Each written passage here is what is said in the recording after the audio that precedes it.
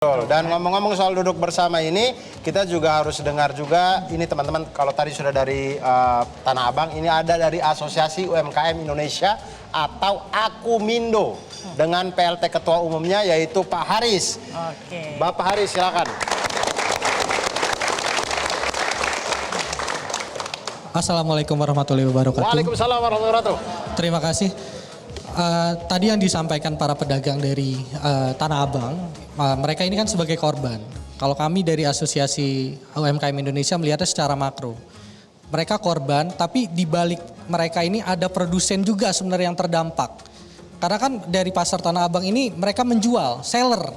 Itu mereka kan pasti punya produsen. Nah, produsen ini juga nantinya akan berdampak ke hal-hal yang lain. Produsen punya tenaga kerja.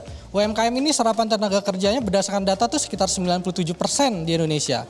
Salah satu PDB penyumbang terbesar 61% di tahun 2022. Nah, kita juga lihat sekarang UMKM diminta untuk go digitalisasi. Oke. Tapi di satu sisi UMKM ini juga masih belum terlalu melek. Kenapa? Karena sosialisasinya tadi belum, literasinya belum.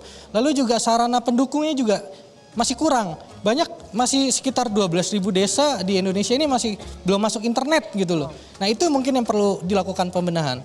Selain itu juga perlu adanya regulasi juga yang mengatur seperti yang disampaikan Mas Bima berkaitan dengan algoritma. Sekarang kan sebenarnya fenomena ini muncul sudah lama. E-commerce yang merajai di Indonesia. TikTok ini kan sebenarnya menjadi jadi lampu hijau pada pemerintah yang sekarang untuk membuat regulasi.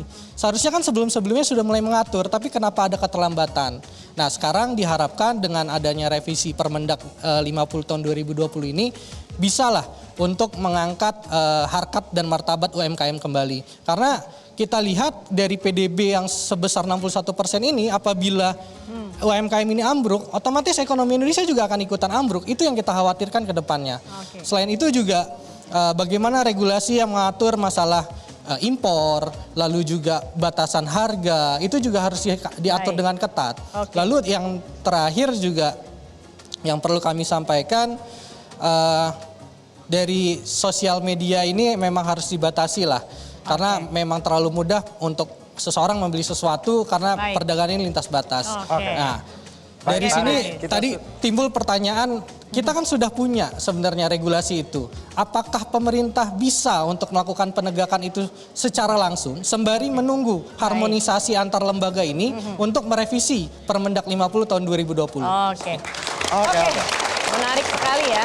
Ini dari sudut pandang produsen begitu berarti ya. Nanti Pak Alamsyah mungkin bisa dijawab juga. Tetapi kita harus jeda pariwara dulu. Kami akan kembali usai jeda pariwara berikut ini. Tetap bersama kami di Suara Rebuan. Suara Perubahan.